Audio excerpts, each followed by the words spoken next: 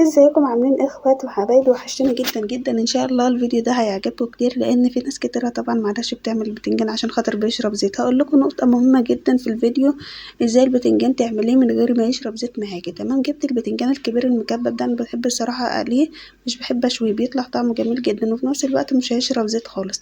مسكت البتنجان قطعتها دوائر زي ما انتم شايفين كده. جبت شويه دقيق يا جماعه، جبت واحده واحده حطيتها في الدقيق، لازم اغرقها كويس جدا في الدقيق.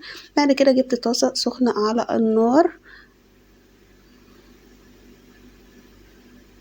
والزيت لازم يكون ساخن جدا علشان مش هيشرب معايا زيت. تمام، مسكت بقى البتنجان رصيته كده في الطاسه زي ما انتم شايفين، وهسيب بقى ياخد اللون الذهبي الجميل اللي انتوا عارفينه ده. طبعا خطوه الدقيق دي مهمه جدا، لازم تعمليها، مش بينشفوا خالص على فكره، بس في نفس الوقت يعني في نفس الوقت يا جماعه ماسك نفسه. وزي ما انتم شايفين طلع جميل جدا كده.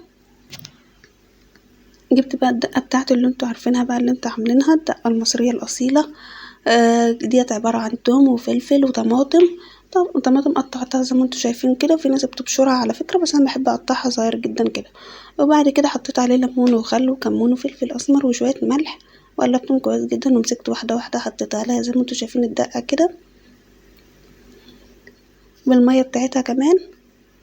بصراحة بيبقى طعمه تحفة تحفة تحفة. يا ريت تجربوا الطريقة دي يا جماعة، هتعجبكم جدا. واللي أول مرة يا جماعة شوف قناتي ينزل يشترك فيها دلوقتي ويعمل لايك للفيديو لو عجبكم.